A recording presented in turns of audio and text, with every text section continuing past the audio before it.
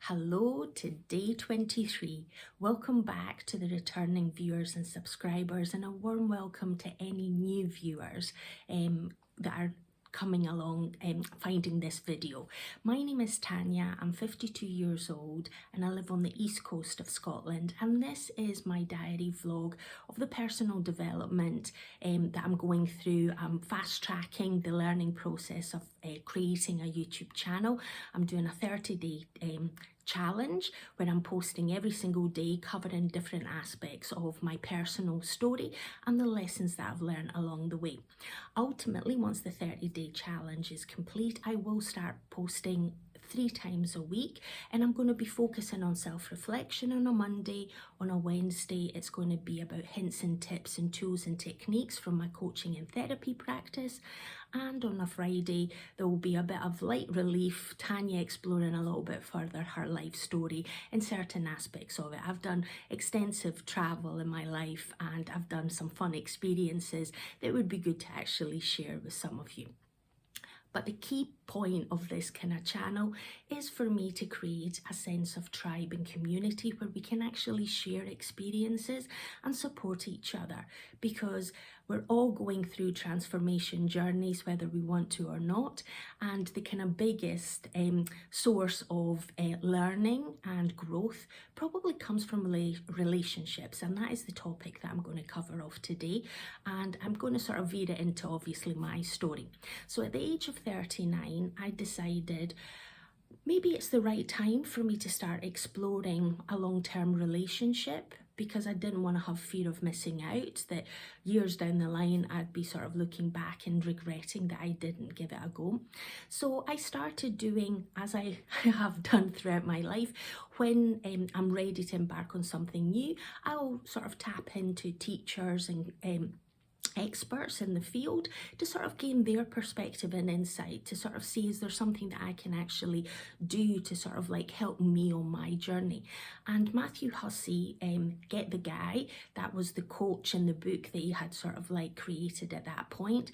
I was following his teachings, and it was about how to make your list of what your values were and what you were looking for in a partner, but be open and almost create that look inwards and sort of see what are the values and what are the things that you really want to sort of like, what are your absolute no-go boundaries, and what are the ones that are like, yeah, it'd be nice to have, but it's not a deal breaker. So doing that over a few years and starting internet dating via a number of apps and meeting people, I was very keen to sort of like, rather than draw out the exchange and the communication over several weeks and months, I wanted to actually meet people fairly quickly. And if people weren't up for that, then they weren't the right person for me, because I didn't want to sort of draw out the process, and especially because you were communicating with a number of people at the same time. I'm definitely not a big multitasker. I'd rather sort of focus my attention on a few key individuals where I could actually find out fairly quickly if they were sort of like aligning to what my values and what I was looking for, and if I was actually fulfilling theirs as well. So throughout that kind of 2 to 3 year journey, I met a number of people, and there was nothing really, there was a lot of really nice people. It was good to sort of like get the opportunity to sort of like try and refine what you were actually looking for, but you also knew straight away if there was chemistry, if there was something, if the curiosity in me was sparked that I wanted to really know more about someone, and if they sort of like reflected that upon me as well. So after the events that happened that I described on day 21, where I actually had the mugging incident in Buenos Aires and La Boca, when I came back to Scotland, my confidence was probably a little bit shaken, that I didn't want to be in places and surrounded by people that I didn't actually know. So I was probably a wee bit more cautious when I was sort of interacting with people.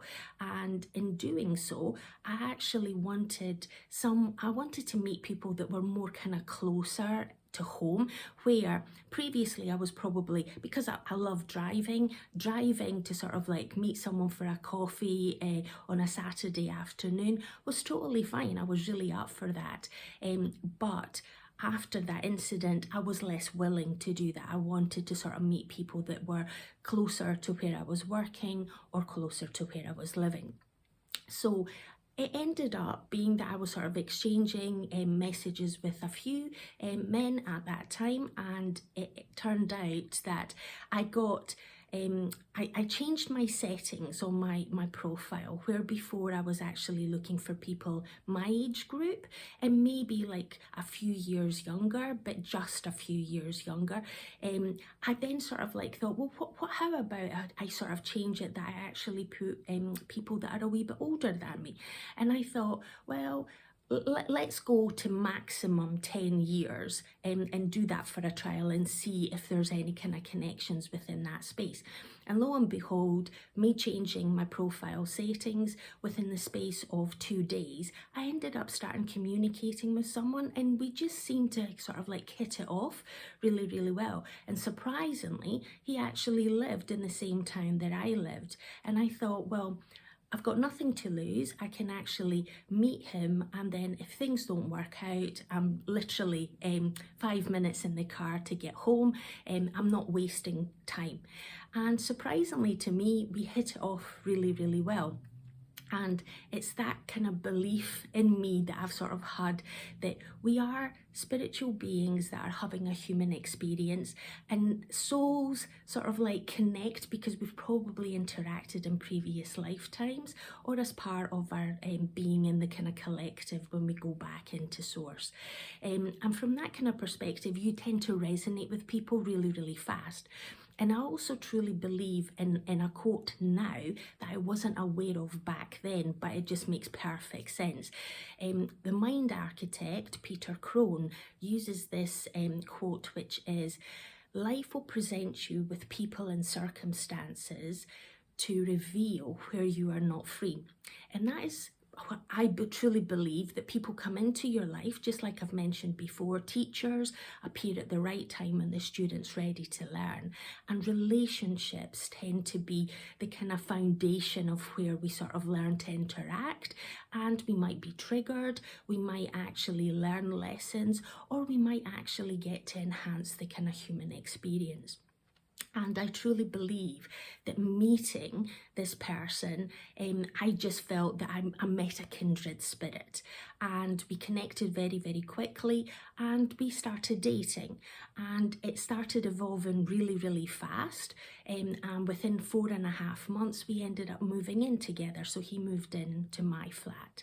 And then we continued the relationship. I was absolutely blissfully happy because I found someone that was actually kind, generous, loving, very affectionate, and at the same time, I felt seen and heard and supported.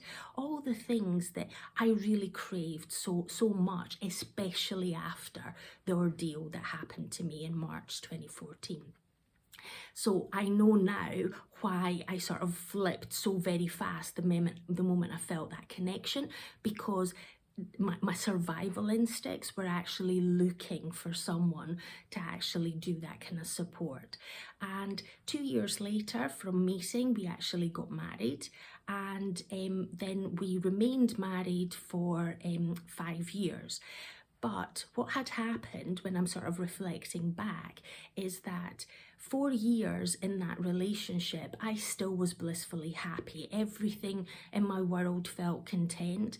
As much as work had its stresses, its ups and downs, there were decisions that I made through that to sort of like help me to explore other job possibilities to give me that kind of joy and satisfaction at work.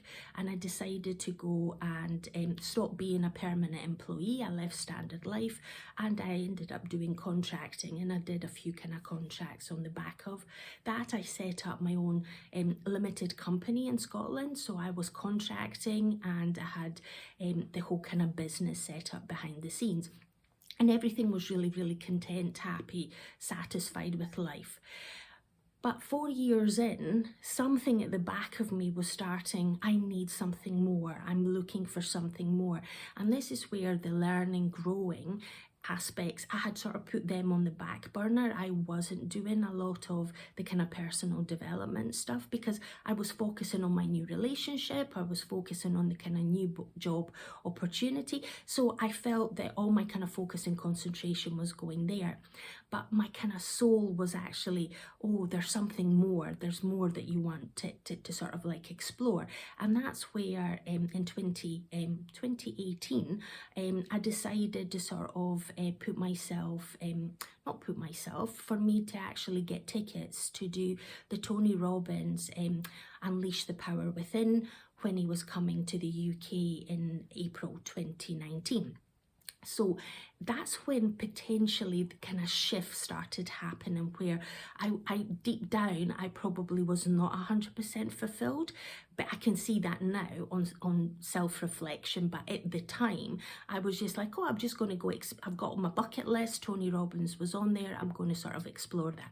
What I'll do is in tomorrow's video diary, I'll explore what happened as part of the kind of transformation journey that I went on, going to that event with Tony Robbins and what sort of followed on suit. But what I'm trying to sort of like explain with the kind of relationships, that that kind of relationship for me gave me all the things that I had on that kind of list that I had with Matthew Hussey, where it was what I was looking for in a person, what were the values, the fact that I felt cared for and loved, but obviously those were external validations, it was external sources, but deep down, as I've mentioned in an earlier vlog, my self-esteem was really low. But then obviously because of the kind of mugging event, I had taken another dent in that kind of self-esteem even further, but I was oblivious to it. It was one of my kind of big blind spots. And as a result, I was seeking something else. And that was, I didn't love myself. And I wasn't kind and compassionate and caring towards myself. I wanted to help and support everyone else, but I wasn't looking at what needed to be resolved within me. And embarking on that relationship eventually gave me the biggest lesson, because through that relationship, I figured out that no one could make me happy other than myself. It's only I that can make myself happy. You can have happy experiences and have joy in life, but inner happiness, the word inner comes, you're the one that's in control of that, or you're the one that needs to prioritize that. And that was one of the kind of bigger lessons. So no regrets whatsoever. I am still in very good conversation, like we get on really well with the ex-husband, because on a soul level, we were meant to come into each other's lives for us to learn lessons by that experience. But just because people come into your life, and you love them, I have got infinite love towards him, and that will never stop. But it doesn't mean that I actually want to live life with him. And he's now in a new relationship, which I am absolutely thrilled about, because he's got someone that's making him happy. Because obviously I learned my lesson and it was time for me to move on. But that kind of journey of evolution for me is through self-development. It is about impacting other people's lives. So that's what I've sort of learned from it. So I truly believe that love is internal, and because we're spiritual beings, that love will continue, but the shape and form of that love will change. And most people that have been in long-term relationships, they know the kind of cycles that you go, that you're madly in love, and it's that kind of primal, instinctive sense that's kicking in, but then eventually it starts in being in love and then loving someone and caring about them. But maybe that kind of sexual attraction is not necessarily always there throughout the relationship, unless both parties make a conscious effort to maintain that. So that's as much as I'm probably going to cover off now. Tomorrow we'll do Tony Robbins and that whole kind of experience, and then I'll sort of like go over the kind of lessons that I've learned through the separation and the divorce. So I'm going to wrap it up here. Thank you for watching. If you want to hear more of the installments, dip into some more of the kind of video vlogs. It'd be lovely to hear any kind of thoughts that you may have in terms of your relationships. Where are the kind of the benefits of being in a relationship, the lessons that you've learnt, and if you resonate with the quote that Peter Crone, the mind architect, sort of said.